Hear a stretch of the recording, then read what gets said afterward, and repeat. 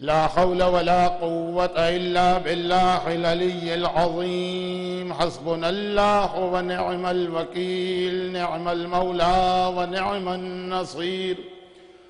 أعوذ بالله من الشيطان اللعين الرجيم. بسم الله الرحمن الرحيم. الحمد لله الملك الحق المبين وهو رب العالمين، والصلاة والسلام على سيد الأنبياء والمرسلين، الرسول المسدد والنبي المجدد والمصطفى الأمجد والمحمود الأحمد أبي القاسم محمد وآله الطيبين الطاهرين المعصومين المظلومين المنتجبين الميامين الشهداء الصديقين، سيما على بقية الله في الأراضين وحجته على العالمين، الإمام المنتظر والحجة الثاني عشر، اللهم أجل له الفرج، ولعنة الله على أعدائهم أجمعين. أما بعد، فقد قال الله عز وجل في كتابه المبين وفرقانه المتين وقرآنه المجيد: بسم الله الرحمن الرحيم. وتزودوا فإن خير الزاد التقوى. وقال: مرج البحرين يلتقيان بينهما برزخ لا يبغيان فبأي آلاء ربكما تكذبان يخرج منهما اللؤلؤ والمرجان.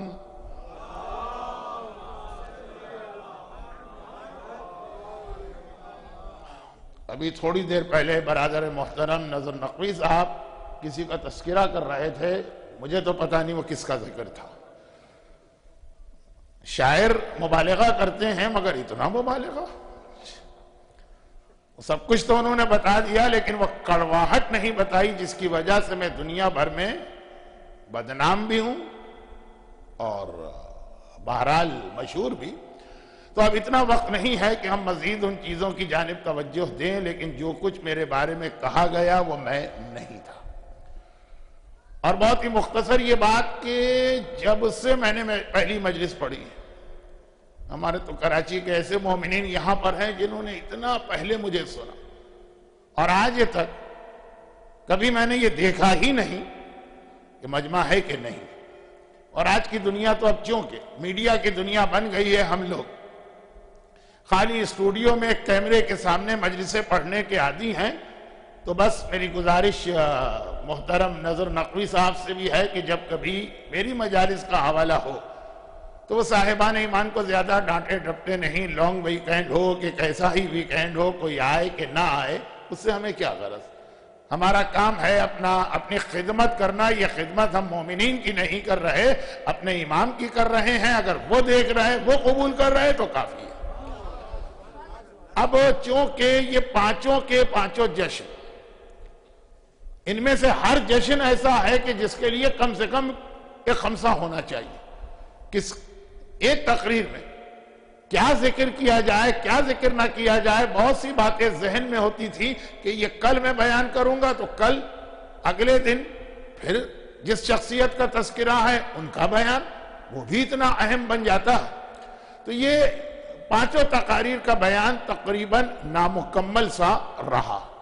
میں خود اقرار کروں، مثلا جیسے حضرت عباس کل کی ایک تقریر، خالی حضرت عباس کا وہ خطبہ ہی پڑھتا ہوں جس کی آج کل بہت فرمائش ہوتی ہے، تو 3 دن یا 2 دن تو اس ایک خطبے میں لگ جاتے ہیں۔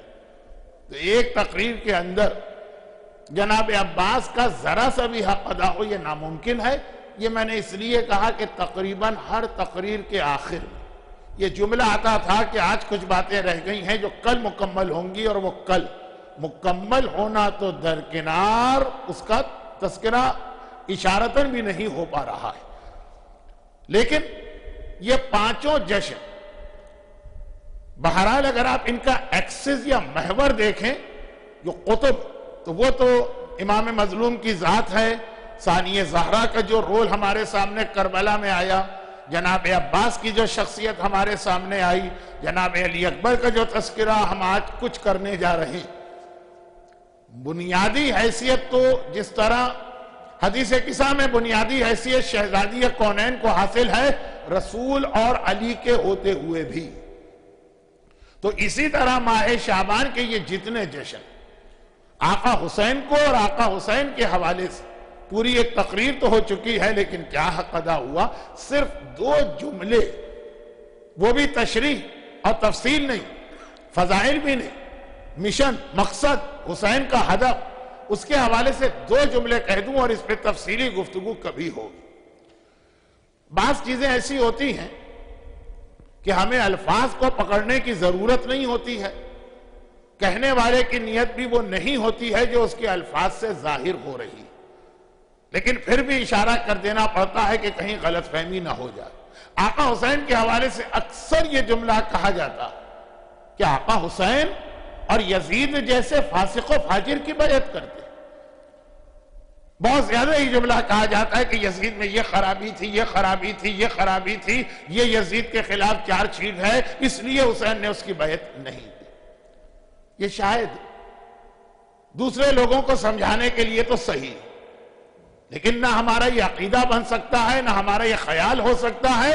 یعنی اگر میں جملہ بدل دوں، یزید بڑا شریف ہوتا، بڑا متقی ہوتا، بڑا پرہیزگار ہوتا، بڑا عادل ہوتا، بہت ہی بہترین حکومت کر رہا ہوتا، تو حسین اس کی بیعت کر لیتے۔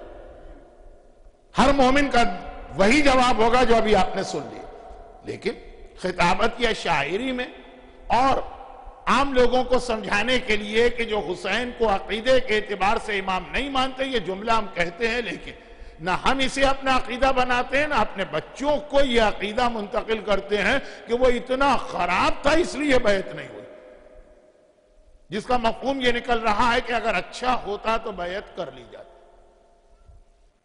کیونکہ یہ جملہ اگر ہم نے مان لیا تو بس وہیں سے امامت کے عقیدے کا خاتمہ ہو۔ کائنات کا اقتدار اللہ نے امام کو دیا ہے، بہترین سے بہترین بھی حکمران بن جائے امام اور اس کی بیعت۔ یہ پہلا جملہ۔ دوسرا جملہ، یہ والا جملہ ایسا ہے کہ جس میں بعض مومنین اتفاق کریں گے اور بعض اتفاق نہیں کریں گے، لیکن ہم تو وہی بات پیش کر رہے جو کلام معصومین سے ہمارے علماء نے سمجھی اور پہنچائی، وہ یہ کہ دیکھیے یزید نے بیعت کا مطالبہ کیا، اس لیے حسین نے اتنا بڑا جہاد کیا، جس کا مفہوم یہ تھا کہ اگر یزید مطالبہ بیعت نہ کرتا تو جتنی اس کی خرابیاں پہلے نقطے میں بتائی جاتی ہیں وہ سب کے باوجود حسین اپنے گھر کے اندر خاموشی سے مصلی عبادت پر بیٹھے رہتے۔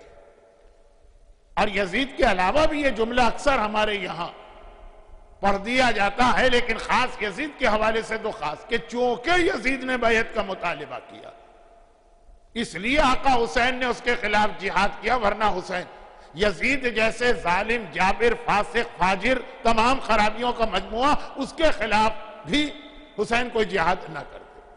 اور پھر میں نے کہا نا کہ جملہ آگے بڑھتا کہ جی دیکھیے ہمارے امام تو گوشہ نشین، گھر کے اندر بیٹھنے والے، عبادت کرنے والے، وہ تو ہر وقت مصلی پہ زندگی گزارنے والے، مگر ظالم ہارون کو چین نہ آیا اور اس نے گرفتار کیا، اور ظالم حشام کو چین نہ آیا اور اس نے زہر دیا، اور ظالم منصور کو چین نہ آیا اور اس نے زہر دیا۔ ایک ایسا گوشہ نشینی کا تصور پیش کیا جاتا۔ ایک جملہ ہے جس پر میں خمسہ تو خمسہ، عشرہ تو عشرہ، ماہ مبارک رمضان کی 30 تقریریں کر چکا ہوں، اور یہ امام نے بار بار یہ جملہ مختلف حوالے سے ہم تک پہنچایا، اور وہ یہ ہے کہ بعض اوقات انسان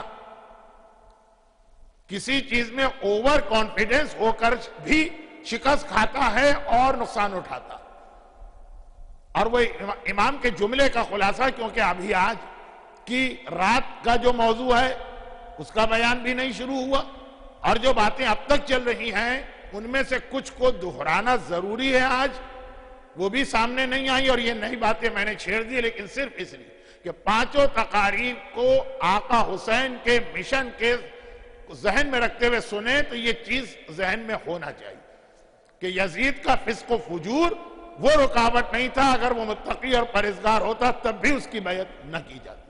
اور نمبر 2 یہ ہے کہ کوئی امام معصوم، اور خاص طور پر حسین جیسا امام معصوم،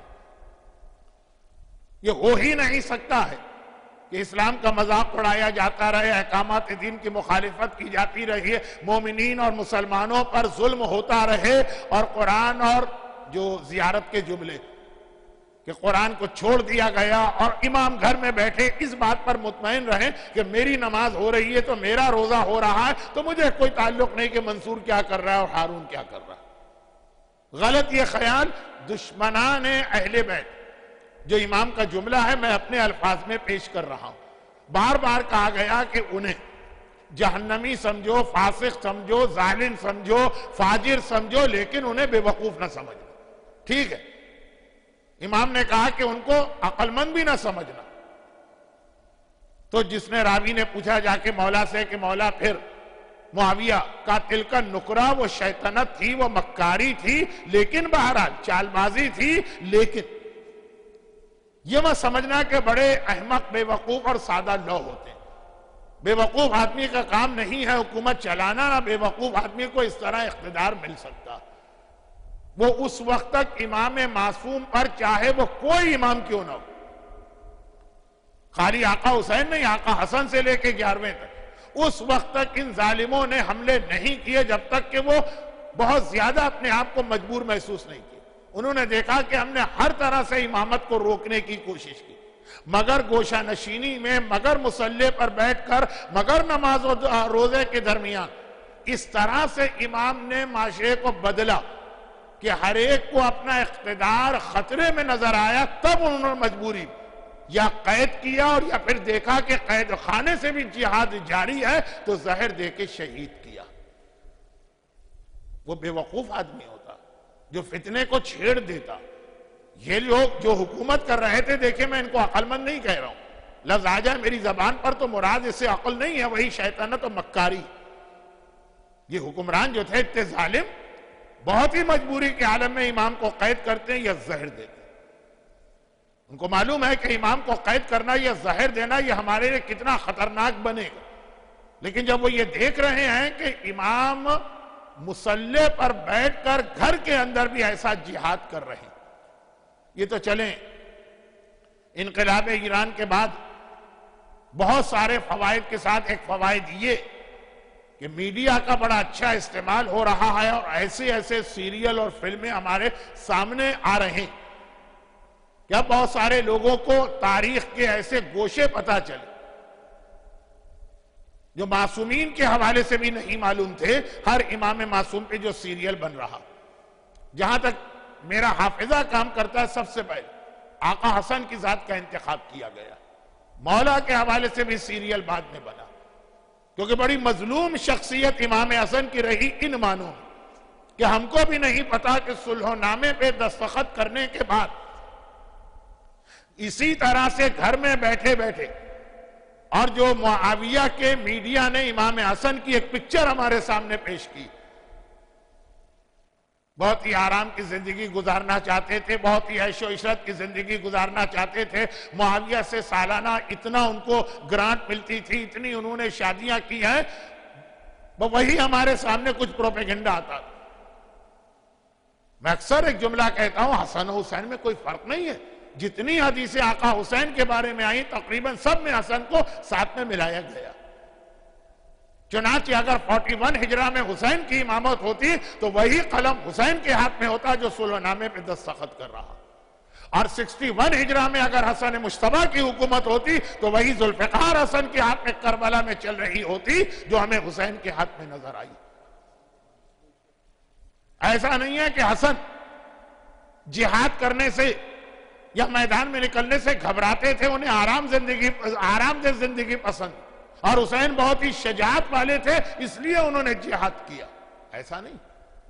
معصوم کی سیرت میں کوئی فرق نہیں ہوتا، بدلتے رہتے ہیں انداز کوفی اور شامی، دشمنوں کا انداز بدلتا ہے۔ معاویہ یزید کے مقابلے میں زیادہ چالاک تھا، اس لیے اس نے میدان میں نکل کے امام حسن کا مقابلہ نہ کیا۔ یہ آپ اس سیریل میں دیکھ چکے ہیں، اور اتنی بات میں نے صرف 5 تقاریر کو ایک طرح سے وائنڈ اپ کرنے کے لیے کہی کہ 2 باتیں ذہن میں رکھیے، خاص طور پر دوسری بات جو ہماری وہ غلط ہے۔ پہلی بات تو جیسا کہ میں نے کہا کہ ہم جملہ کہتے ہیں، لیکن اگر جملہ پلٹ کے کوئی ہم سے پوچھ لے کہ کیا حسین کسی متقی کی بیعت کرتے تو ہر مومن کہہ دے گا ہرگز نہیں، مگر دوسرے کے حوالے سے بعض مومنین کے ذہن میں بھی یہ خیال ہے کہ امامت جو ہے وہ گوشہ نشینی کو اور نماز اور روزے کو اتنا پسند کرتی کہ اسے کوئی تعلق ہی نہیں ہے کہ ظلم ہو رہا ہے، لوگوں کے حقوق ضائع ہو رہے ہیں، دین کا مذاق اڑایا جا رہا ہے، معاشرے کو تباہ کیا جا رہا ہے، امام اپنے گھر میں بیٹھنے کو پسند کرتے ہیں۔ وہ تو ظالم کو پھر بھی چین نہ آیا اور زہر دے کے شہید کر دیا۔ تو یہ غلط فہمی تو اتنی زیادہ ہے کہ یہ وضاحت ضروری تھی، اور اسی لیے بس وہ ایک جملہ کہ جس سے اب تک کی گفتگو کا تعلق میری 4 دن کی تقریر سے ہوگا۔ یہ بات میں نے وہی 4 دن کی تقریر کو ذہن میں رکھتے ہوئے کہی کہ آج آخری تقریر ہے تو مکمل ہو جائے بات، اور وہ یہ کہ اسی لیے میں اکثر کہتا ہوں کہ آخر ہمارے ہاں یہ کیا ہوتا کہ آقا حسین جب تک نانا زندہ ہے اس وقت تک کے حالات بیان ہوتے ہیں، 3 شعبان 4 ہجری کو ولادت سے لے کے ماں کی شہادت تک، اور اس کے بعد 50 سال کا ایک گیپ آ جاتا ہے اور پھر کربلا کے قریب کے واقعات بیان ہوتے ہیں۔ وہ بیچ کے 50 سال اس میں آقا حسین کا کیا رول تھا، اسپیشلی جو 11 سال اپنی امامت کے تھے۔ حسن تو 42 ہجرہ میں دستخط کیے، 50 ہجرہ میں شہادت ہوئی، 8 سال کی امامت۔ حسین کی امامت تو 50 سے 61 ہجرہ، ڈائریکٹ امامت۔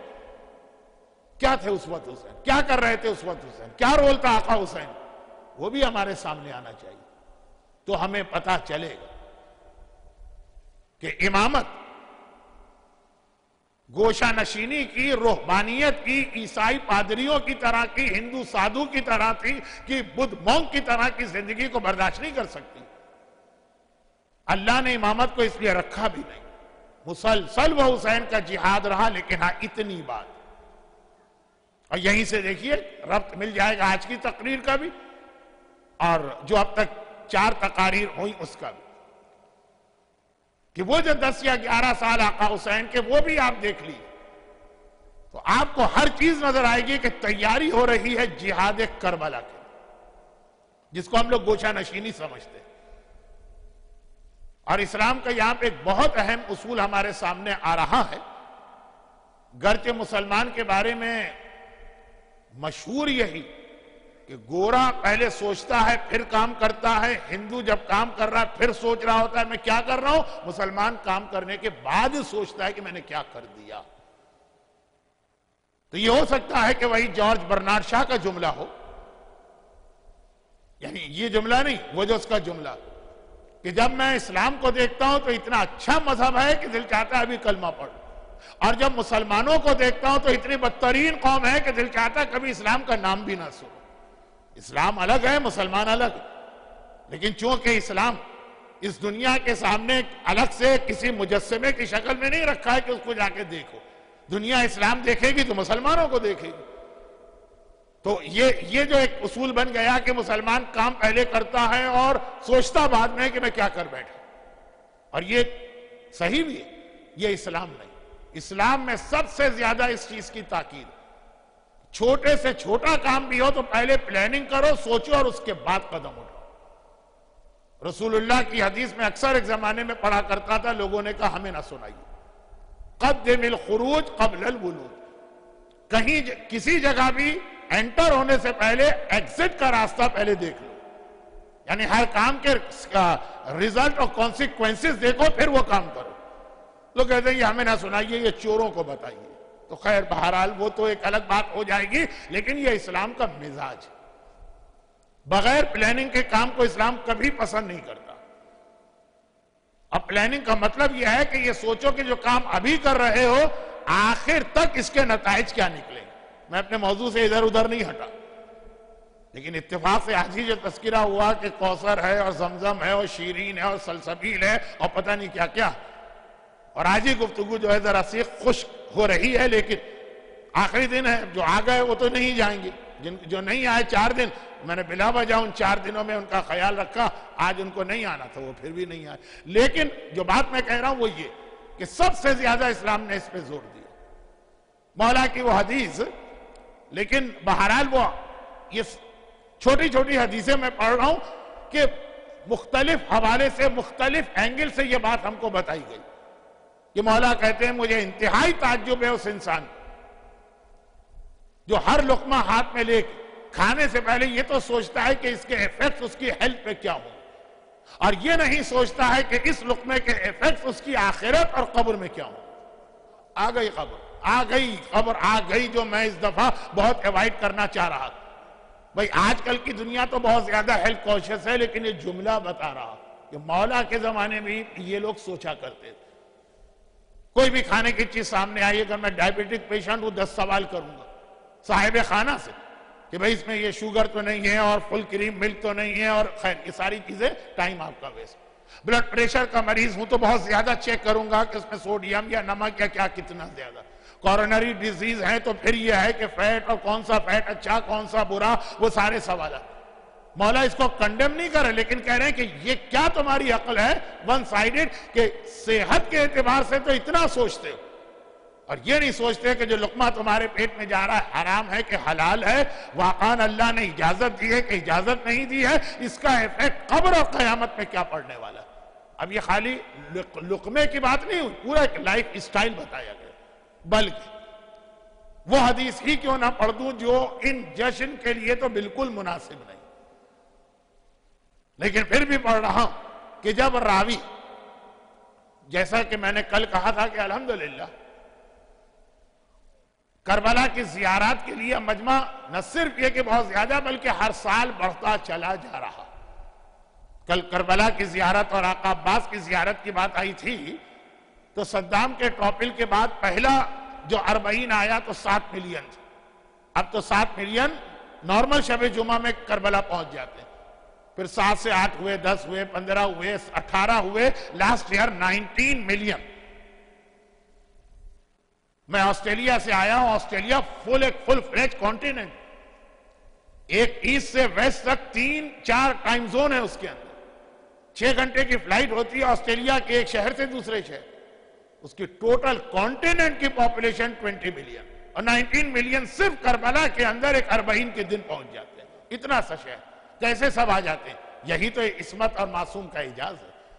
تو لیکن اب یہ جو ایک تعداد بڑھتی جا رہی، اس کے حوالے سے بات کر رہا ہوں۔ زیارت پہ تو کل کچھ بات کر چکا ہوں، وہ یہ ہے کہ ہم کربلا کی زیارت تو ہمارا اصل ٹارگٹ ہوتا، لیکن کربلا جائیں اور نجف نہ جائیں، کربلا جائیں قازمین نہ جائیں، کربلا جائیں اور سامرہ نہ جائیں۔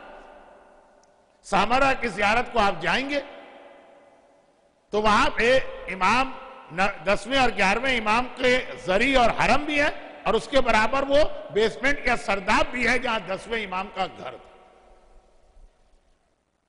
اور پھر وہیں پہ 11ویں امام کی شادی ہوئی اور وہیں پہ زمانے کے امام کی ولادت ہوئی، تو ایک روایت وہاں کے لیے پڑھی جاتی ہے، اور یہ مفاتیح الجنان میں لکھی ہے، جس کو لے کر ہی آج کل ہر آدمی زیارت کرتا ہے۔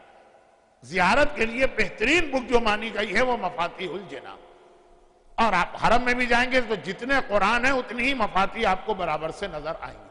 تو یہ روایت اس میں لکھی، اور اسی سامرہ کے باب میں لکھی، جب ہم اور آپ امام کی زری کی زیارت کے لیے اتنا تڑپتے ہیں۔ زری امام معصوم کی زیارت نہیں ہے، قبر امام کی، اور قبر بھی جہاں زری ہے وہاں کو تھوڑی قبر تو زمین میں 300 یا 400 فٹ نیچے ہوتی ہے۔ 1400 سال میں زمین کا لیول اونچے ہوتے آج جہاں کھڑے ہو کے ہم زری پہ زیارت پڑھتے ہیں، قبر اس زری کے اندر نہیں، صرف ایک زری ہے جو قبر کے لیول کی، اور وہ ہے نجف میں مولا کائنات کی قبر، وہ زری کے بالکل اندر قبر ہے، باقی سب جو ہیں ایٹ لیسٹ 300 فیٹس ڈیپ جائیے، مگر خالی زری کی زیارت مومن کو اتنا سیٹسفیکشن دیتی۔ تو جب امام خود بنفس نفیس ہمارے درمیان تھے اور امام کے چہرے کی زیارت، کس طرح لوگ تڑپ کے پہنچتے ہوں گے کہ زری کی زیارت میں اتنا لطف و مزہ آتا۔ میں خالی ثواب کی بات نہیں کر رہا ہوں، ثواب اپنی جگہ ہے، بعض ایسی چیزیں ہیں جس میں ثواب بہت، لیکن آدمی اسے استعمال کرتا ہے، اس میں مزہ اتنا نہیں ہوتا۔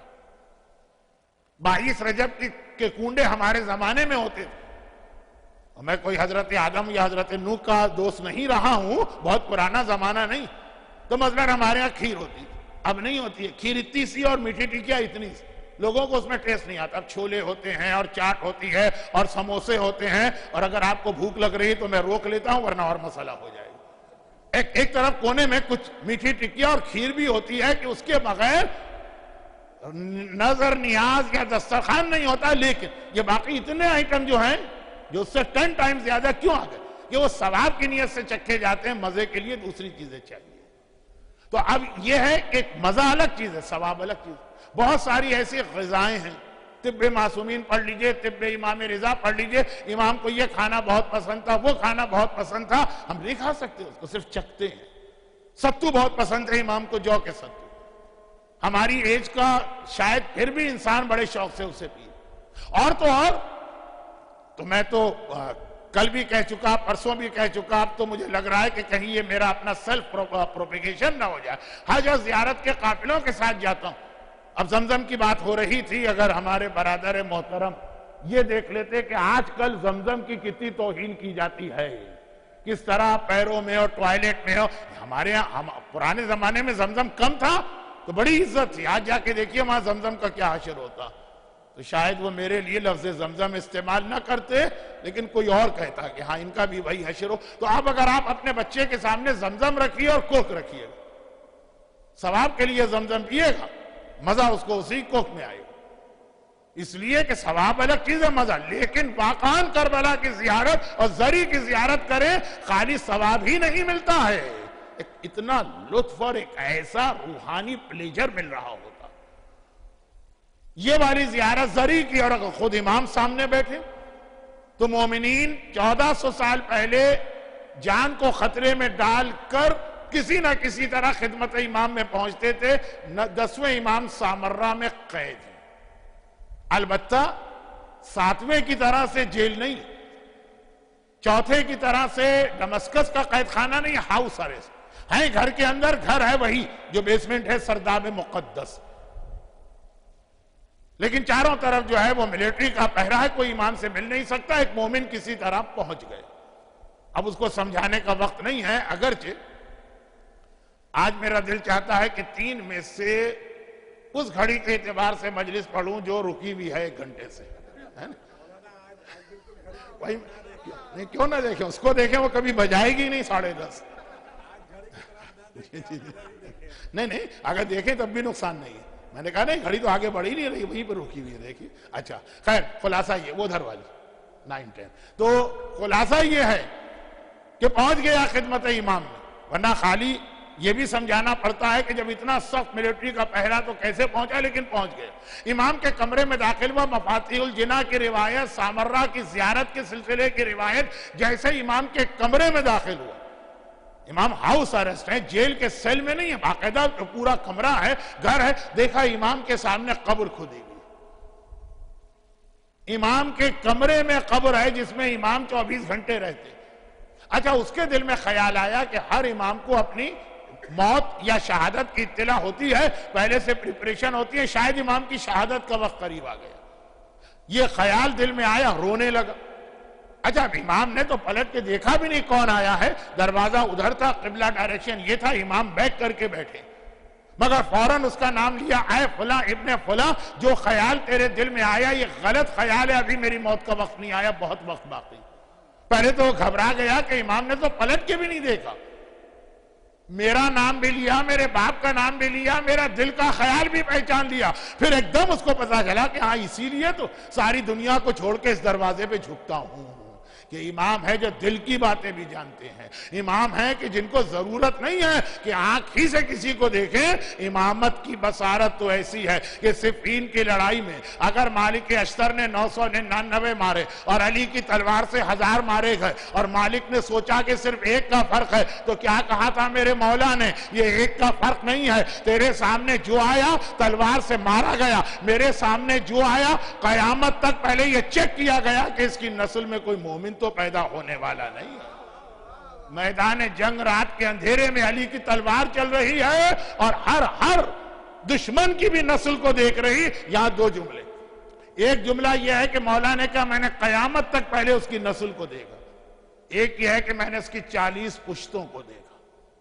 اچھا اس سے کوئی فرق پڑتا ہے؟ ایک تھوڑا سا فرق پڑتا، لیکن چونکہ اس سال میں جو تقاریر کر رہا ہوں وہ 15 شعبان کی مناسبت سے نہیں، 40 پشتوں کے لفظ کو لے کے بعض لوگوں نے کیلکولیشن کی کہ مولا نے 40 کہا تھا، اس کا مطلب یہ ہے کہ 40th پشت کے بعد جو ہے وہ دنیا سے کفر ختم ہو جائے گا، صرف مومن ہی مومن رہیں گے۔ تو 40 جنریشن کتنے سالوں میں ہوتی ہیں؟ اتنے سالوں میں امام آئیں گے۔ یہ ایک بڑی دلچسپ کیلکولیشن، اور یہ ایک الگ ٹاپک ہے جو آلریڈی ٹاپک میں چھیڑ چکا ہوں، وہ کمپلیٹ نہیں ہو رہے، لیکن میں نے کہا کہ بعض اوقات اتنے سے فرق سے بھی روایت کا نتیجہ الگ ہو سکتا، وہ اپنی جگہ۔ تو اب امام نے پیچھے مڑ کے بھی دیکھا نہیں، نام لیا، باپ کا نام لیا، دل کا خیال بتایا، تو راوی نے کہا مولا اگر آپ کی شہادت کا وقت نہیں تو یہ قبر کیوں؟ اب جو جواب امام دے رہے اپنے لیے دے رہے، جو معصوم ابن معصوم ابن معصوم ابن معصوم ابن معصوم ابن معصوم جو آیہ تطہیر کی طہارت کی سند لیے ہوئے ہے، یہ جواب اپنے لیے نہیں آ رہا ہے، امام کی زبان پہ ہے ہمارے لیے، کیونکہ یہ بھی بالکل واضح کہ امام کا جواب متوکل کو تھوڑی سنے، امام کا جواب ہارون و مامون کو تھوڑی سنے، امام کا جواب تو مومن ہی سنے گا۔ امام نے کہا یہ قبر اس لیے کہ میں زندگی میں کوئی کام انجام دوں، پہلے اپنے آپ سے پوچھ لوں کہ اس کا قبر میں فائدہ ہے کہ نقصان۔ اگر ایک کام میرے سامنے آ گیا بہت اچھا لگ رہا ہے، بہت اچھا، لیکن میرے ایمان نے بتایا کہ قبر میں اس کا نقصان، کام چھوڑ دو۔ ایک کام آیا بھی بہت برا لگ رہا، لیکن میرے دل نے کہا کہ قبر کے لیے فائدہ مند ہے، وہ کام کر دو۔ ایک عورت کو حجاب کرنا ابھی بہت اچھا لگ رہا ہے، لیکن قبر میں یہ فائدہ دے گا کہ نقصان؟ پتہ چلا دنیا میں تو بڑی تعریفیں ہوں گی، جس محفل میں جائیں گے خواتین سوال پوچھیں گی کہ بہن یہ ڈریس کہاں سے خریدا، ہمیں بھی منگوا دو جب پاکستان جانا، لیکن قبر میں جا کے جب فرشتے سوال کریں گے چھوڑ دو۔ اور یہ پتہ چلا، اب یہ میں بہت اسٹرانگ ایگزامپل دے رہا ہوں، جو زیادہ میں انڈیا اور پاکستان میں دیتا ہوں، آپ تو یہاں آ ہی گئے، اور وہ یہ کہ کسی کو دنیا کے کسی بہترین ملک کی نیشنلٹی مل رہی ہے، سٹیزن شپ، ہر اعتبار سے بہتر ہے، لیکن پہلے سوال کرو کہ یہ قبر میں تو کہیں میرے لیے نقصان دہ نہیں۔ اگر پتا چلا کہ اس کے نتیجے میں جنریشن لاسٹ ہو جائیں گی، اور دین و ایمان جو والدین نے ہم تک پہنچایا ہم اپنی تیسری جنریشن تک نہیں پہنچا پائیں گے، قبر میں جواب دینا پڑے گا، چھوڑ دو وہ چانس، مس کرو وہ اپرچونیٹی، ٹھوکر مار دو کہ نہیں جانا وہاں پر۔ امام نے کہا قبر اس لیے ہے کہ ہر چیز کا کرائیٹیریا میں قبر کو بنا رہا۔ ذرا سا ایسا لگا کہ میں جشن کے موضوع سے ہٹا، اب تک تو جشن پر ہی بات ہو رہی تھی، یہ صرف 2-4-5 منٹ، اور ہارڈ لگ ان مومنین کی جو ابھی آئیں۔ اب نظر نقوی صاحب دیکھیں گے تو اطمینان ہو جائے گا کہ مومنین آ گئے، شاید انہی کا اعلان سن کے انٹرنیٹ بند کر کے لوگ یہ پہنچے، لیکن خلاصہ یہ ہے کہ یہ جو بیچ کی ایک گفتگو آئی، میں نئے مجمع کو بتا رہا، اس سے پہلے میں آقا حسین کے مشن پہ بات کر رہا تھا جو جشن کا مقصد ہے۔ یہ ایک چھوٹی سی بات، یہ ٹاپک سے ریلیٹڈ ہے، لیکن ضمناً آ گئی بات تو میں نے ذرا پھیلا دی کہ یہ مومن کو اصول دیا گیا ہر چیز میں بہت لانگ ٹرم پلاننگ کرنا، اور اسی لیے اسلام کے اہم ترین مستحبات میں یہ کہ آدمی اپنی زندگی کے اندر اپنی قبر کو تیار کر کے رکھے، آدمی اپنی قبر خرید، بلکہ کچھ علاقوں میں تو جہاں قبر کا الاٹمنٹ بھی ہو جاتا تو وہاں تو لوگ مہینے میں ہی ہفتے میں ایک دن جا کے کچھ دیر قبر میں آرام کرتے۔ یہ تو بہرحال آسکنگ ٹو مچ ہو جائے گا، اس کو چھوڑ دو۔ اب مجھے پتا چلا کہ معصوم کے پروجیکٹ کے اندر یہ قبر کا بھی ایک پروجیکٹ، اور اتنا سستا ہے مجھے بھی یقین نہیں آ رہا، اس لیے کہ بہرحال اب آپ کو معلوم ہے کہ میں فی الحال پاکستان میں نہیں ہوں، آسٹریلیا میں، ہمارے ہاں بھی $1,500 سے $2,000 قبر، جبکہ زمین بہت ہے ہمارے پاس، پورا کانٹیننٹ صرف 20 ملین آدمی، زمین کوئی مسئلہ نہیں ہے، لیکن اب یہ بتا رہا ہے کہ $500 میں قبر۔ اور مجھے شکاگو کی بات نہیں پتا، لیکن کچھ ایسے بھی علاقے نارتھ امریکہ میں تھے کہ جہاں ٹوٹل اگر 500 قبروں کو $500 سے ملٹیپلائی کریں، یہ غالباً $2-2.5 لاکھ کا فل پروجیکٹ ہوگا۔ میں نے ایسے پروجیکٹ بھی اسی میں دیکھے کہ ایک آدمی نے کھڑے ہو کے کہا کہ میں سب کی طرف سے یہ ساری کی ساری قبریں خریدتا ہوں، یہ سارا پروجیکٹ خریدتا ہوں، پھر آپ دے دیجئے مومنین کو $2-2.5 لاکھ۔ یہاں کچھ ایسے لوگ ہیں، مجھے پتا ہے وہ میری مجلس میں کو تھوڑی آئیں گے، انہیں تو پتا ہے نا کہ کون مولانا پڑھ رہا ہے اور کتنی ڈرائی مجلس پڑھ رہا ہے، لیکن جو باقی جو بجٹ آ رہا ہے $500 تو مجھے تو لگ رہا ہے کہ واقعاً یہ ایک بہترین موقع مل رہا ہے، یہ اسلام کی اہم ترین عبادتوں میں ہے۔ ایک راوی نے پوچھا بھی تھا کہ مولا، فارسی کا ایک شعر ہے اور میں شعر و شاعری کا آدمی تو ہوں نہیں، ترجمہ پڑھ دیتا ہوں، جس میں کہا گیا کہ اے خدا یہ تو نے کیا حکم دیا؟ ایک طرف تو کہہ رہا ہے کہ دریا میں پیر ڈالو اور پھر کہہ رہا ہو پیر گیلے بھی نہ ہونے پا، دنیا میں بھیجا، شیطان کو بھی بھیجا، گناہ بھی اس دنیا میں ہے، اور پھر ہم سے کہا جا رہا گناہ نہ کرو۔ یہ تو دنیا میں بھیجتا ہی نہیں، وہیں جنت میں رکھتا تو یقیناً ہم گناہ نہ کرتے یا شیطان کو پیدا نہ کرتا۔ اب بات بہت بہت بہت بہت لمبی ہو رہی ہے، اس لیے میں مختصر کرتا ہوں، گھڑی نہ دیکھوں لیکن کیلنڈر تو دیکھوں نا، ایسا نہ ہو کہ یہ پھر دنوں کے حساب سے تقریر ہو۔ تو بہت ہی مختصر بات، راوی نے کہا مولا گناہ سے بچنے کا بہترین طریقہ کیا؟ کہ اپنی قبر تیار کرو، قبر پہ غور کرتے رہو، اپنے گھر میں کفن تیار کرو اور وہاں رکھو۔ بہت سے لوگوں نے کفن خریدا، بزرگ کا انتقال ہو گیا، وہ کفن ڈھونڈا جاتا، کفن مل کے نہیں دیتا کہاں رکھا تھا۔ تو 30 سال پہلے کربلا گئے تھے، کفن خرید کے لیے آیا، پتہ نہیں کہاں پہ رکھا ہوا۔ کفن وہاں رکھو جہاں تمہارے روزانہ پہننے کے ڈریسز ہیں، کہ جب کبھی وارڈروب کھولو گے بار بار کفن پہ نگاہ پڑے گی اور خیال آئے گا اصل لباس تو یہ۔ اور وصیت نامہ اپنے تکیے کے نیچے تیار رکھو تاکہ ہر رات کو جب بستر پہ سو تو یاد آ جائے کہ ایک دن مرنا۔ تو خلاصہ یہ کہ یہ اسلام کی بہترین عبادتوں میں سے ہے۔ پروجیکٹ کا تذکرہ تو بیچ میں آ گیا، اصل بات یہ تھی کہ قبر، کفن، یہ سب اسلام کی وہ جو بہت ہی اہم ایک عبادت، ہمیشہ لانگ ٹرم پلاننگ، جو کام بھی کرو یہ سوچ کے کرو۔ جو پہلی تقریر میں ایک جملہ میں نے جشن کے حوالے سے کہا، شادی کر رہے یہ سوچ کے نہ کرو کہ میں اپنے لیے بیوی لا رہا ہوں، یہ سوچ کے کرو میں اپنے بچوں کے لیے ماں لا رہا ہوں۔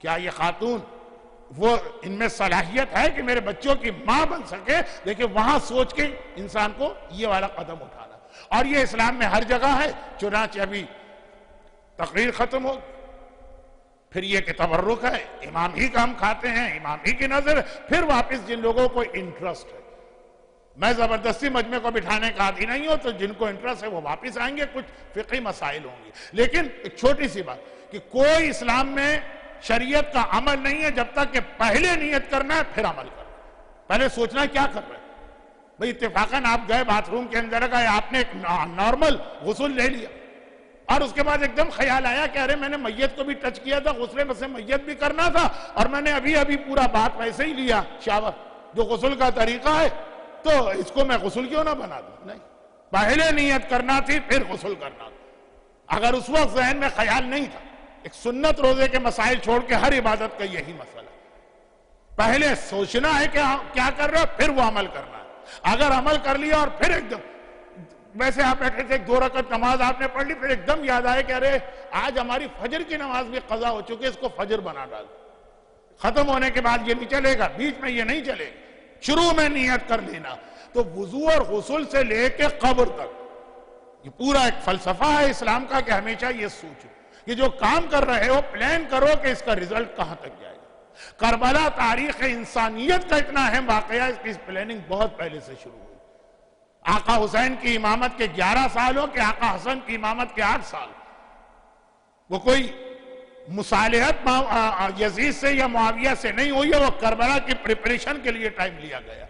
یہاں پہ ایک جملہ میں کہہ دیتا ہوں جو 15 شعبان کا، اور امام زمانہ جو ابھی تک ظاہر نہیں ہو رہا ہے وہ ہمیں پریپریشن کا ٹائم دے رہے ہیں کہ اس میں پریپیئرڈ ہو جاؤ پھر میں ظاہر ہوتا ہوں۔ پھر یہ اب آپ 15 شعبان کو حجت الاسلام مولانا حنیف شاہ صاحب سے سنیں گے بیان، میں تو واپس اپنے اصل عنوان پہ آتا ہوں۔ تو اب یہ جو کربلا کی مختلف حوالے سے تیاری، جس میں ایک جملہ ہمارے ہاں واقعاً مشہور کہ جب مولا علی ام البنین سے شادی، اس میں تو واضح طور پہ ہر ایک کو یہ بتا دیا کہ دیکھو یہ شادی صرف کربلا کے لیے ہو رہی ہے، لیکن وہ آقا عباس کی ولادت سے ہٹ کر کربلا کی تیاریوں میں یہ سب چیزیں شامل، ایک 8 سال حسن کی امامت، 11 سال آقا حسین کی کربلا سے پہلے کی امامت، عام لوگوں کو تیار کیا جا رہا، اور دوسری جانب خاندان میں بھی تیاریاں ہو رہی۔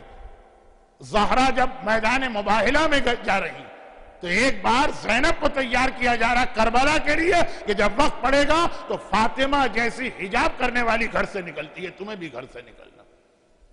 شہزادی فاطمہ کے حجاب کے حوالے سے مرحوم مولانا کبن صاحب یعنی قلب حسین صاحب علی اللہ مقامہ میں ایک جملہ کہا کرتے تھے کہ حجاب سیدہ، پہلی مجلس ذہن میں رکھ کر آپ یہ جملہ سنیے۔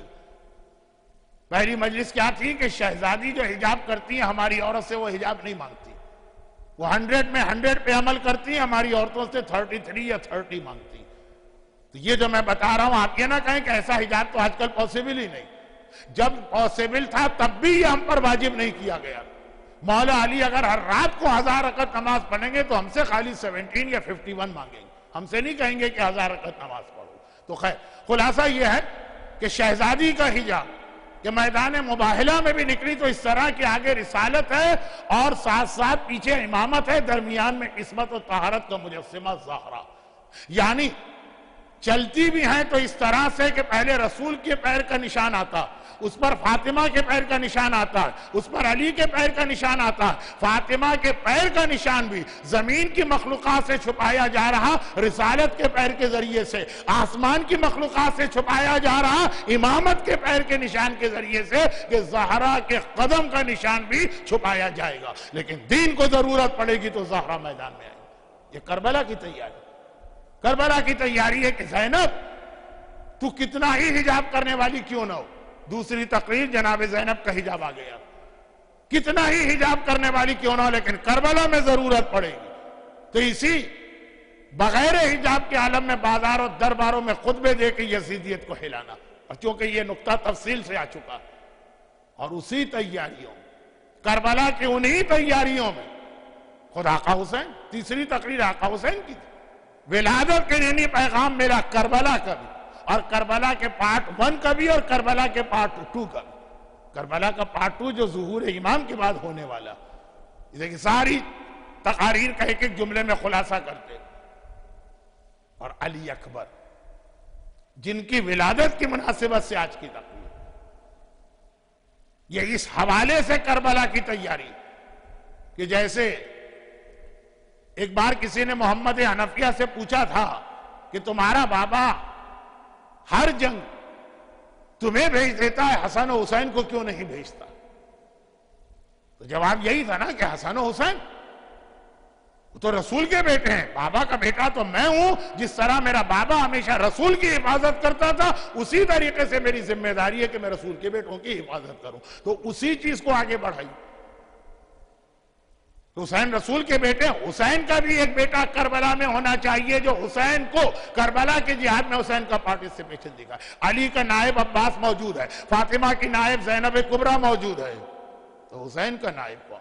سجاد نہیں، سجاد تو وہی امامت ہونے کے اعتبار سے رسالت کا نائب بنے گا۔ اچھا ایک جملہ یہاں رک کر بالکل موضوع سے ہٹ کے کہہ دوں، آپ حضرات کا شکریہ جو کل کی مجلس میں تھے۔ کل ایک کی مجلس میں مجھ سے ایک سلپ آف ٹنگ ہو گئی۔ دیکھیں غلطیاں دو ہوتی ہیں، ایک تو لیک آف نالج کی وجہ سے اور ایک سلپ آف ٹنگ کی وجہ سے۔ اور سمجھدار مجمع سمجھ جاتا ہے کہ یہ والی غلطی خطیب نے اپنی جہالت کی وجہ سے کی ہے کہ وہ جلدی کے اندر وہ زبان پہ یہ لفظ آ گئے۔ تو آپ میں سے مجلس کے درمیان کوئی نہیں بولا جبکہ غلطی آپ پکڑ رہے تھے، تو اسی لیے کہ آپ خود بھی سمجھ رہے تھے کہ میں جاہل مطلق جہالت میں تو بہت غلطیاں کرتا ہوں، لیکن کل والی مسٹیک تو جو لوگ کل تھے ان کو بھی میں بتا دوں، اور جو 150 آدمی انٹرنیٹ پہ کل بیٹھے تھے، اگر آج بھی وہ 150 بیٹھے ہوئے ہیں تو، اور وہ یہ ہے کہ بار بار ایک لفظ میری زبان پہ غلطی سے آ گیا کہ جناب شہر بانو امام حسین کی ماں تھی، امام حسین کی بیوی فاطمہ نے یہ کہہ کے تیار کیا تو میرے حسین کی دلہن بننے والی، اور چوتھے امام کی والدہ۔ اب چونکہ معصوم یا شکاگو میں جو کیلنڈر چلتا ہے اس میں چوتھے امام کی ولادت جمادی الاولیٰ میں آپ لوگ مناتے ہوں گے، لیکن باقی ساری دنیا میں چونکہ 5 شعبان چوتھے امام کی ولادت ہوتی ہے، اور اتنے سالوں سے میں شعبان کی تقاریر کر رہا ہوں کہ خود بخود چوتھے امام کے حالات 5 شعبان کی تقریر میں دماغ میں ہوتے، یعنی ترتیب یہ چلتی ہے 3 کو امام حسین، 4 کو حضرت عباس، تیسری تقریر میں چوتھے امام۔ تو ایک یہ سلپ آف ٹنگ ہو گئی تھی وہ جناب شہر بانو، اور آپ سن رہے تھے، آپ سمجھ بھی رہے تھے کہ غلط پڑھا جا رہا، لیکن آپ یہ بھی سمجھ رہے تھے کہ یہ غلطی اس لیے نہیں ہے کہ مولانا کو اتنی سی بات نہیں پتا، یہ زبان پہ غلطی سے ایک لفظ آ رہا، پھر بھی میری ایک ذمہ داری تھی کہ سلپ آف ٹنگ سے ہی اس کی اصلاح کر دوں۔ اور یہ کہ بہرحال بعض اوقات اتنے محبت کرنے والے مومنین اور مومنات ملتے ہیں کہ میں ڈر بھی جاتا ہوں، گھبرا بھی جاتا ہوں۔ 78 میں نے کھاردر میں ایک مجلس پڑھی تھی، شیطان کا انٹرویو، وہ کئی طرح سے پھر پڑھا، اس میں جو پہلی تقریر تھی وہ تھا، وہ شراب کے حوالے سے تھا، کیونکہ شیطان بھی کہتا ہے کہ آج تک شراب اور میوزک اور بے پردگی سے زیادہ میرے کام آنے والا کوئی ٹول نہیں بنا، یہ بہترین چیز میرے لیے بنائی گئی۔ چنانچہ ایک پوری تقریر شراب پہ تھی، شراب حرام، شراب کا یہ گناہ، شراب کے یہ کوڑے، شراب کی یہ سزا، لیکن بس 76 اس وقت تک میں ڈائیبیٹک بھی نہیں تھا، اس وقت تک بیماریاں بھی نہیں تھی، لیکن انسان ہے۔ پوری تقریر میں شراب کی جگہ لفظ پانی آتا رہا کہ پانی حرام ہے، پانی پینے کا اتنا نقصان ہے، پانی پہ اتنے کوڑے پڑیں گے، پانی پہ فرشتے اس طرح عذاب دیں گے، پانی پہ فشار قبر ہوگا، پانی پینے پہ یہ ہوگا، پانی پینے، پوری 1 گھنٹے کی تقریر۔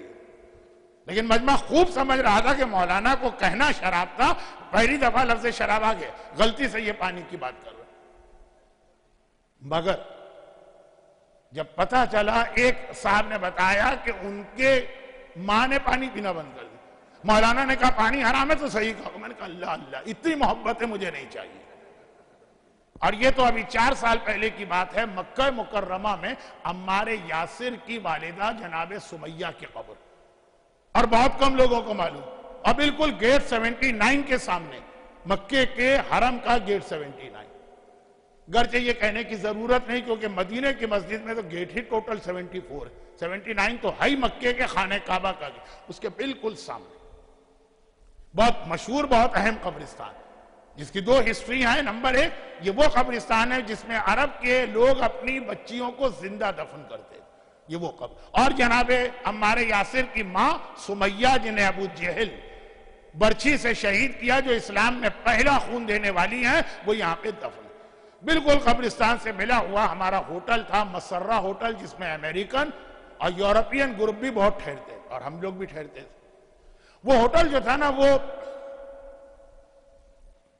عجیب و غریب طریقے سے بنا تھا، اس لیے کہ پلاٹ بڑا ٹیڑھا میڑھا تھا، اس کے ہر کمرے سے الگ قبلہ ڈائریکشن بنتا تھا، جیسے پینٹاگون یا ہیکساگون مسمن بلڈنگ ہوتی ہے، ایک یہ کونا ایک یہ کونا۔ تو جب قافلہ پہنچتا ہے، پہلا سوال لوگ یہی کرتے ہیں کہ مولانا اس بلڈنگ میں قبلہ کدھر ہے؟ میں اپنے کمرے سے دیکھا، سامنے خانہ کعبہ نظر آ رہا، سامنے، میں نے کہا قبلہ ادھر ہے۔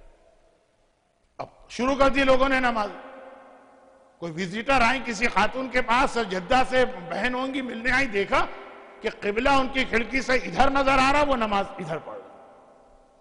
گھبرا کے کہا کہ بھئی یہ تو کوئی خالی قبلہ نما یا کسی میگنیٹ کی یا آئی فون وغیرہ کی بات نہیں، آنکھ سے یہ خانہ کعبہ نظر آ رہا، آنکھ سے تم نماز ادھر پڑھ۔ کہ مولانا نے ادھر کہا تھا تو ہم کو تو مولانا کو فالو کرنا ہے۔ میں نے کہا اللہ اللہ، ایسا فالو تو مرجے کو بھی کرنا جائز نہیں ہے، ایسا فالو صرف امام کو کر سے۔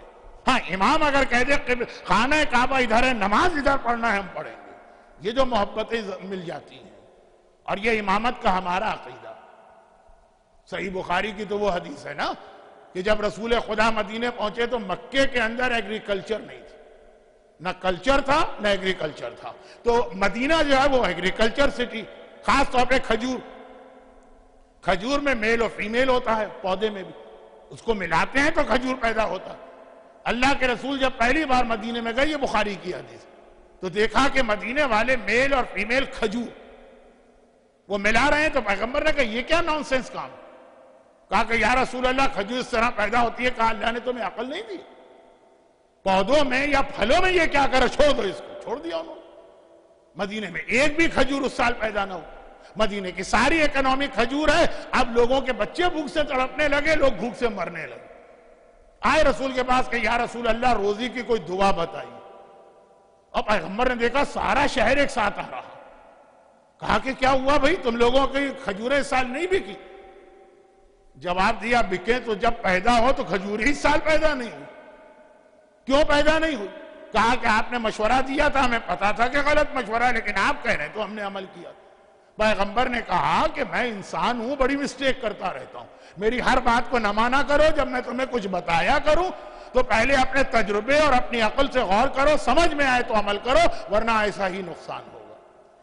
جو رسالت ہمارے پاس ہے، جو امامت ہمارے پاس ہے کہ 40 کے کھانے کو ہاتھ لگا دیں تو اتنی برکت ہوگی کہ 4000 کھائیں گے پتہ نہ چلے گا، اگر خشک کنویں میں لعاب دہن ڈال دیں گے تو انتہائی ٹھنڈا اور میٹھا اور خوشگوار پانی نکلے گا، سوکھے درخت کے قریب سے جائیں گے وہ سرسبز ہو جائے گا۔ یہ رسالت ہمارے پاس نہیں ہے کہ سارا شہر اس لیے فاقہ کر کے مرے گا کہ پیغمبر کے مشورے پہ عمل کیا اور رسول کہیں میری ہر بات نہ مانو۔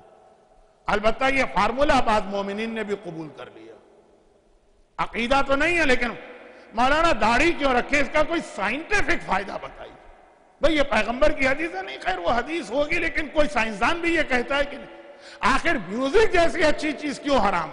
ہم نے کہا چھٹے امام کی حدیث ہے، نہیں مولانا حدیثوں کو چھوڑ، آج کی سائنس تو کہتی ہے کہ میوزک کے ذریعے سے تو بہت سی بیماریوں کا علاج ہو سکتا، یہ کیوں حرام؟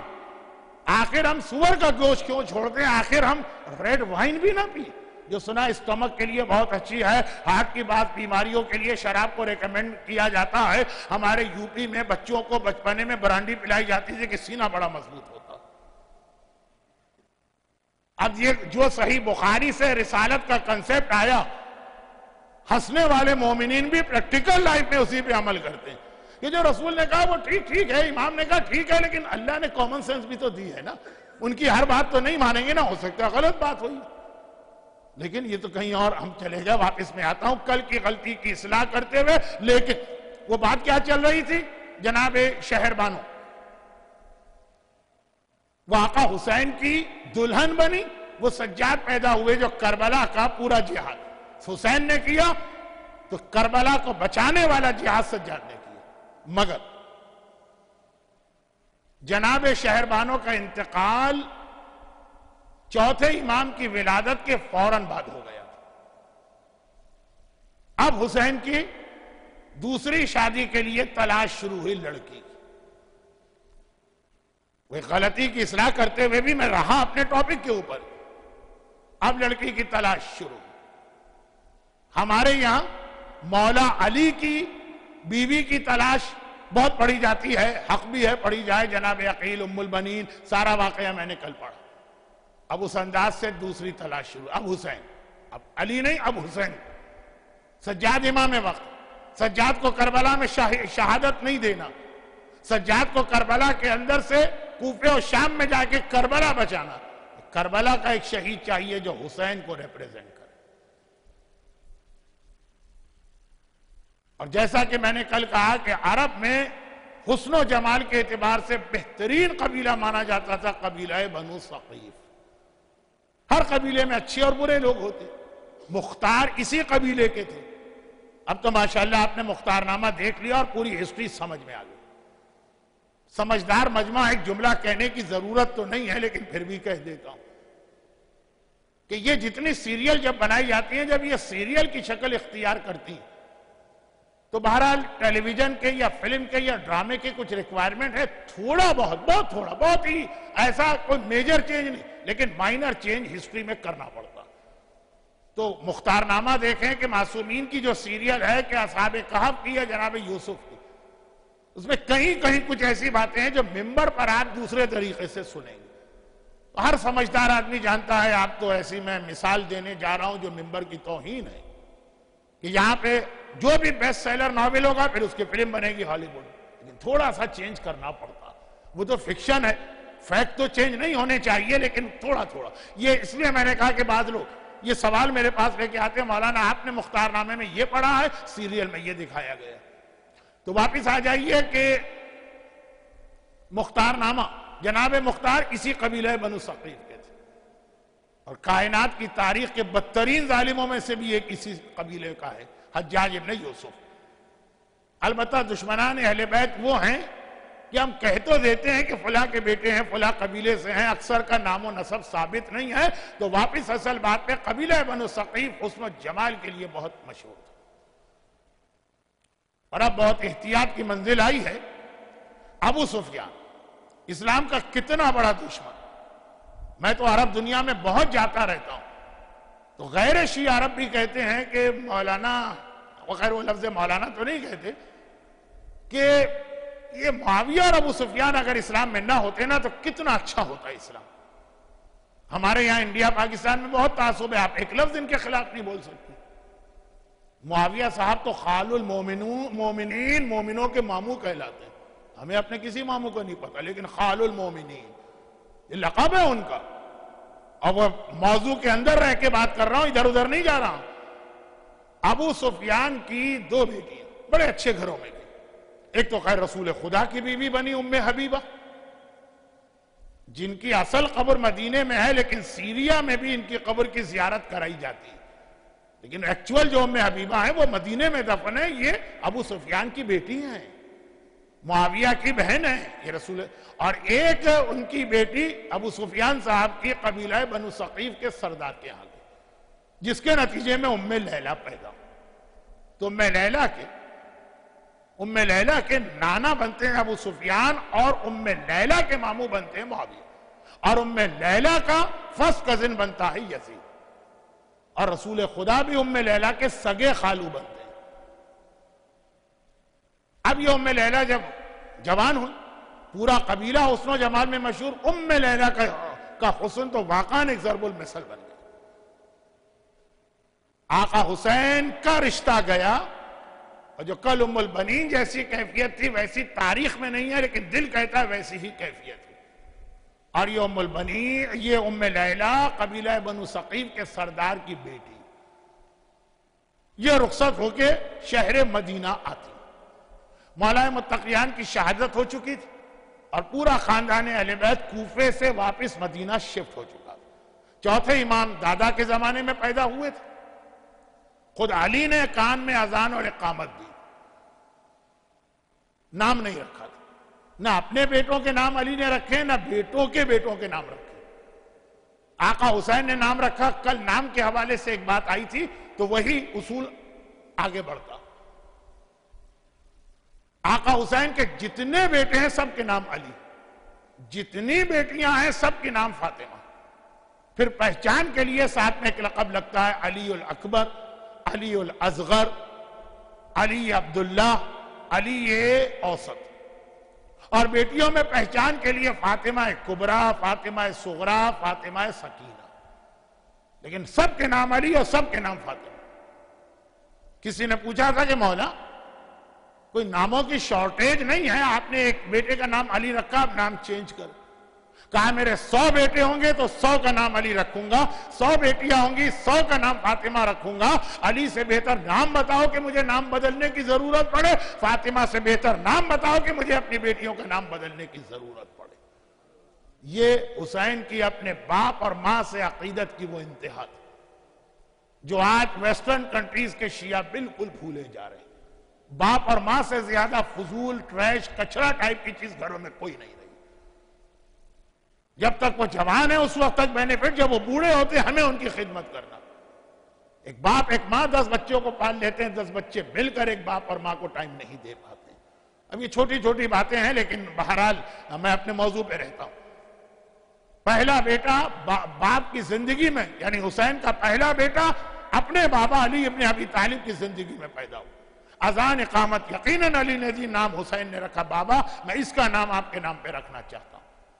جناب شہربانوں کا انتقال 10 دن کے اندر ہو گئے، چوتھے امام کی ولادت۔ لیکن 4 سال کے بعد جب مولا علی کی شہادت ہو گئی، یہ خاندان پلٹ کے مدینے آئے۔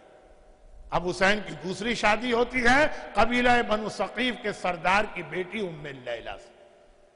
خاندان بنی ہاشم خود بہت خوبصورت خاندان، لیکن ام لیلہ تو اس خاندان میں بھی شہزادی کہلاتی ہے۔ اور یہاں آنے کے بعد اگلے ہی سال اللہ نے پہلی بیٹی دی، پہلے بیٹی پیدا ہوئی، جو ہمارے ہاں لوگوں کے چہرے اتر جاتے ہیں۔ اور قرآن کی آیت بھی کہ جب کسی کو یہ خبر ملتی ہے تمہارے ہاں بیٹی پیدا ہوئی، فَظَلَّ وَجْوَهُ مُسْوَدًّا، اس کا چہرہ کالا پڑ جاتا۔ پہلے بیٹی پیدا ہوئی، اس کا نام فاطمہ رکھا گیا، اور یہی تاریخ میں آگے چل کے فاطمہ کبریٰ کہلائی، جن کی شادی کا بیان بھی پہلی اسپیچ میں آ چکا ہے۔ اور اگلے سال پھر اللہ نے دوسرا بیٹا عطا کیا. مولا حسین نے تو اپنا اصول بتا دیا تھا، اس کا نام بھی علی رکھا گیا. شروع میں یہ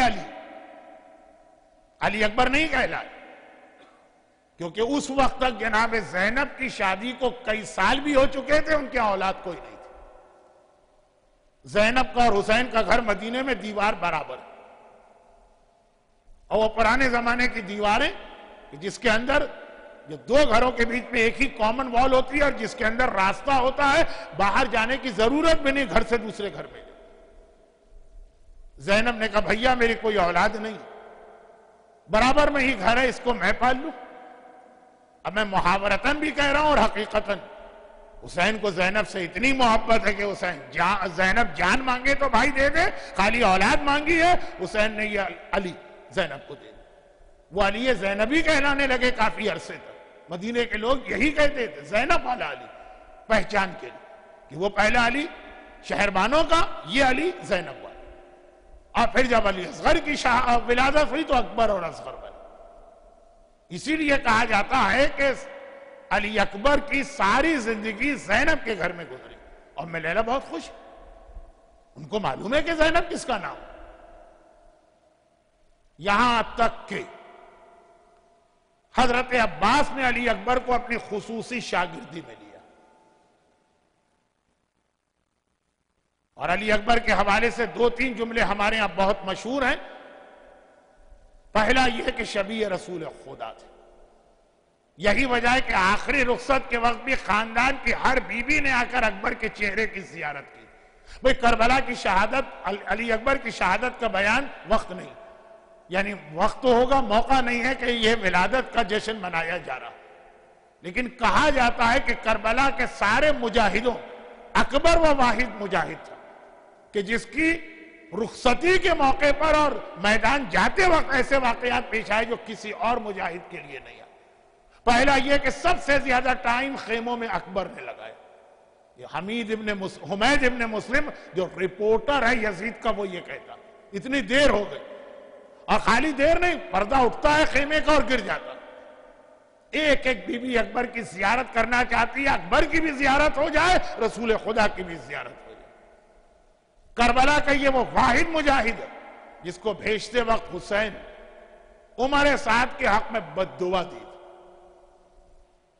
اے خدا عمر سعد کی نسل کو قطع کرے جس طرح وہ میری نسل کا خاتمہ چاہتا. یہ واحد مجاہد ہے کہ جب یہ مقتل جا رہا تھا حسین پیدل اکبر کے گھوڑے کے پیچھے پیچھے چل رہے. لیکن جس طرح سے زینب نے اکبر کو پالا، کربلا میں یہ سب سے مشکل وقت. علی اکبر عباس کے شاگرد بنے. عباس نے اکبر کو تلوار چلانا سکھائی. عباس نے سارے کے سارے میدان جنگ کے فنون اکبر کو سکھائے تھے. اور اکبر تھا بھی ایسا، ایک تو 18 سال کا جوان، پھر ہاشمی شہزادہ، پھر حسین اور لیلا کے حسن کا مجموعہ، اور پھر شبیہ رسول خدا. ہم نہیں، عام مسلمان نہیں، غیر اکبر کا چہرہ دیکھ کے خون کے آنسو روتے. میں مصائب کی منزل پہ جانا نہیں چاہتا، لیکن کیا کر بیان میں یہ کتنی مشہور روایت مقتل میں کہ جب سیدانیوں کا لٹا قافلہ حلب کے ذریعے سے شام میں انٹر ہوا تو یزید نے راستے کے ہر شہر کے لیے اناؤنسمنٹ کیا تھا جب یہ قافلہ ہے سیلیبریشن منانا، ہماری وکٹری. چنانچہ مسلمان کافر جتنے لوگ بھی رہنے والے سب سیلیبریشن مناتے. حلب کے اطراف میں عیسائی بہت رہتے، پورے شہر عیسائیوں کے. چنانچہ ایسے ہی شہر میں داخل ہوا یہ قافلہ پورا 100% عیسائی شہر. ان کو کیا غرض کون مارا گیا اور کون جیتا.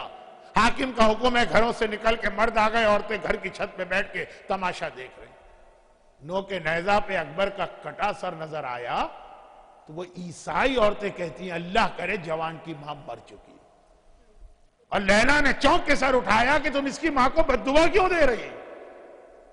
کہا بد دعا نہیں دے رہے، ہم سوچ رہے ہیں ہم غیر، ہمارا کوئی نہ خونی رشتہ، نہ کوئی دینی رشتہ، نہ کوئی علاقائی رشتہ ہے، ہم سے یہ 18 سال کے جوان کا کٹا سر نہیں دیکھا جا رہا. اتنا خوبصورت ماں نے یہ منظر دیکھا ہوگا تو کیسے زندہ رہی ہوگی؟ اور کون جا کے بتائے اس عیسائی عورت کو، اور کون بتائے آج کی بعض مومنہ عورتوں کو؟ ام لیلہ اس کا نام ہے کہ جب اکبر کا لاشا آیا تو بیویاں تو ماتم کرنے لگی، لیلہ شکر کے سجدے میں اس طرح گری کہ 1000 مرتبہ سجدے میں کہا شکرن للہ۔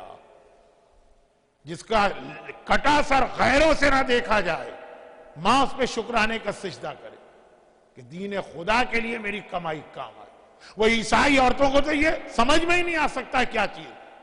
آج بہت سی مومنہ عورتوں کو بھی سمجھ میں نہیں آ سکتا، مومن مردوں کو بھی سمجھ میں نہیں آتا۔ الاسلام یعلو ولا یولا علیہ 5 تقاریر کا خلاصہ آقا حسین کا یہ فرمان۔ یاد رکھو اسلام سب سے بلند ہے، اسلام سے بلند کوئی نہیں۔ ہر چیز اسلام پہ قربان ہوگی، اسلام کسی پہ قربان نہیں ہوگا۔ ہم تو معمولی باتوں پہ کمپرومائز کر کے اسلام قربان کر دیتے۔ ہمارے یہاں شادی کی تقریب ہوتی ہے، اسلام قربان ہو جاتا ہے، اور ایک ہی تو خوشی ملی ہے بچیوں کو۔ ہمارے یہاں ایک برتھ ڈے کا فنکشن ہوتا ہے، اسلام قربان ہو جاتا ہے۔ ہمیں جاب ملتا ہے، یہ حلال ہے کہ حرام اس کی پرواہ نہیں ہوتی، کمپرومائز۔ فلاں دوست اور ساتھی، یہ عجیب نیچر۔ 4 دوست بیٹھے ہوئے ہیں، ایک نمازی ہے، نماز کا وقت آیا کہتا ہے 5 منٹ ٹھہرو نماز پڑھ کے آتا ہوں۔ اور ایک فلم دیکھنے کا عادی ہے، کہتا ہے بہت اچھی فلم لگی ہے، چلو ہم سب مل کے دیکھتے ہیں۔ گناہگار تو گناہ میں سب کو لے کے جاتا ہے، نیکوکار اگر عبادت بھی کرتا ہے تو اتنا شرمایا عبادت کرتا ہے۔ کمپرومائز۔ دوست برا نہ مان جائے، رشتہ دار ہے، تعلقات نہ ختم ہو جائے، بھئی وہ فلاں یہ شخص، یہ تو یعنی یہ کوئی خاص بات نہیں ہے، یہ تو ایک بہت ہی جرنلائز قسم کا اب ماحول بن گیا۔ ہم نے کہا بھئی آپ اپنی حد تک کتنی کوشش کریں، آپ فلاں شادی میں گئے کیسے؟ آپ خود دیکھ رہے ہیں کہ وہاں ہر حرام ہو رہا۔ مولانا کیا کرے، بہن کی بیٹی کی شادی، ناراض ہو جائے گی بہن۔ الاسلام و یعلو، میں وہ جملہ نہیں کہہ رہا ہوں جو بہت کامن ہو گیا کہ بہن ناراض ہوگی، اللہ کی ناراضگی کی پرواہ نہیں، میں آقا حسین کا جملہ کہتا ہوں۔ اسلام سب سے بلند ہے، ساری دوستیاں، ساری رشتہ داریاں، سارے کمپرومائزز، سارے فائدے قربان ہوں گے اسلام پر، ولا یعلا علیہ، اسلام کسی پہ قربان نہیں ہو۔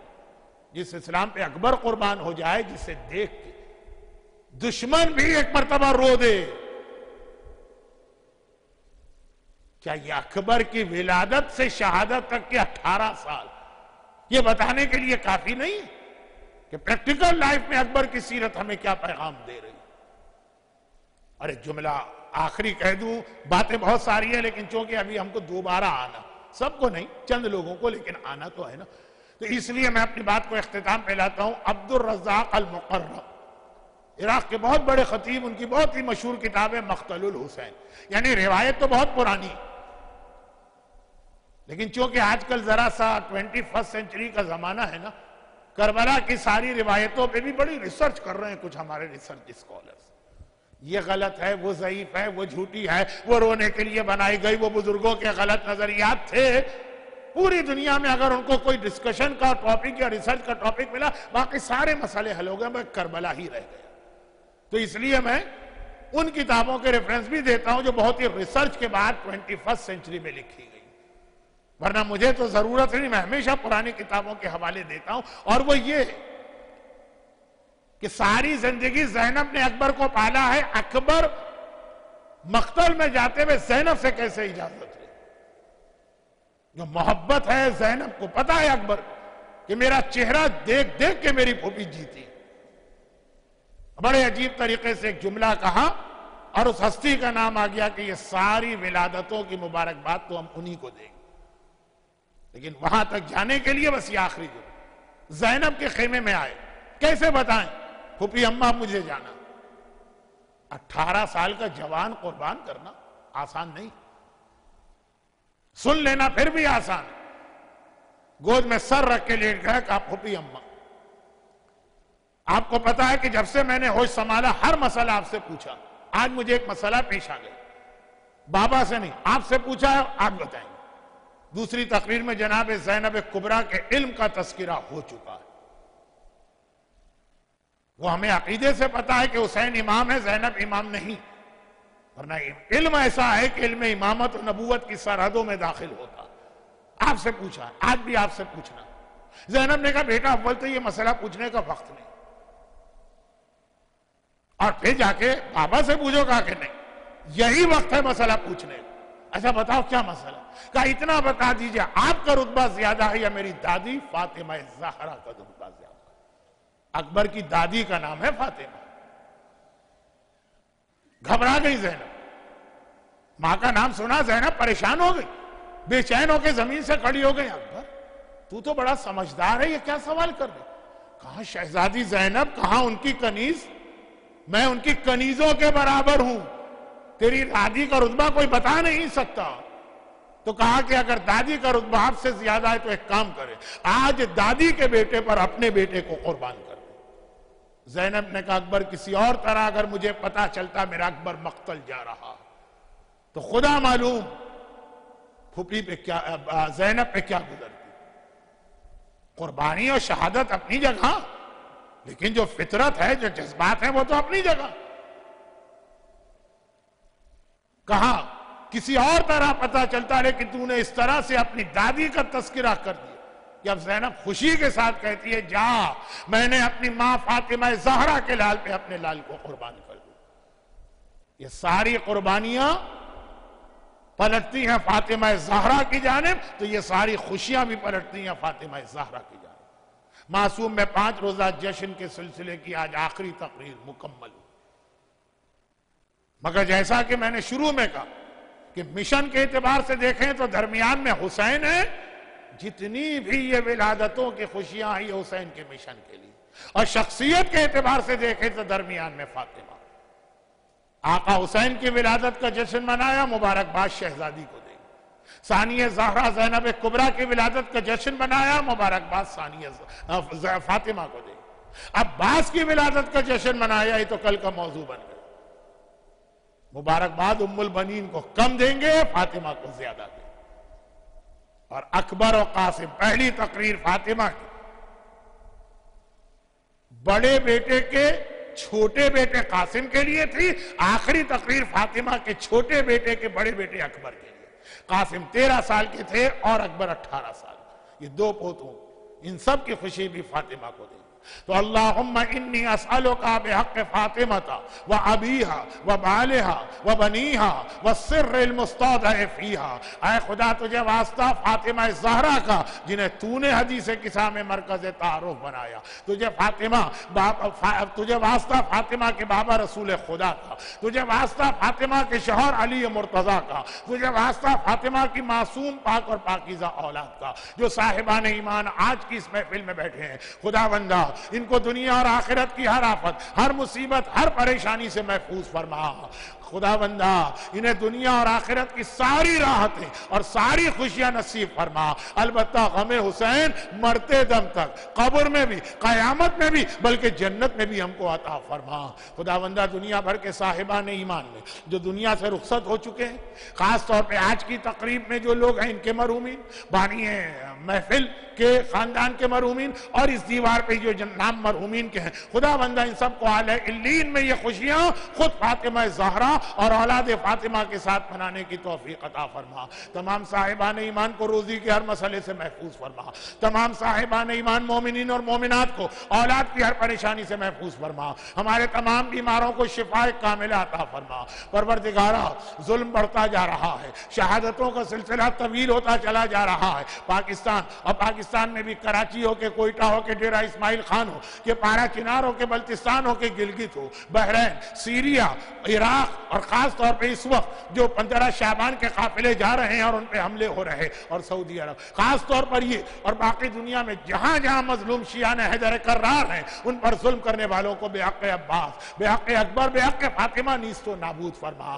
خداوندہ دنیا بھر میں ہمارے تمام علماء خصوصاً مرج وقت آیت اللہ سیستانی اور رہبر مسلمین آیت اللہ خامنائی کے سائے کو ہمارے سروں پہ قائم و دائم فرما۔ انقلاب اسلامی ایران کی حفاظت فرما۔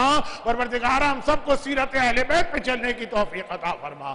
خدا بندہ ہم سے کوئی ایسا گناہ نہ ہونے پائے جو معصومین کو یا وقت کے امام کو ہم سے ناخوش ہو، ناراحت کر دے، اور اگر پھر بھی گناہ ہو جائے تو جب فاطمہ اور فاطمہ کی اولاد کا واسطہ ہمارے ان گناہوں کو معاف فرما، اور ان تمام مظالم کے انتقام اور ان خوشیوں کو مکمل کرنے کے لیے مزہ تو اسی وقت آتا ہے نا جب وارث سامنے ہو. اور ہماری خوشیوں کو مکمل کرنے کے لیے فاطمہ کے وارث، فاطمہ کے بیٹے، اپنی آخری حجت امام زمانہ کے ظہور میں تعجیل فرما.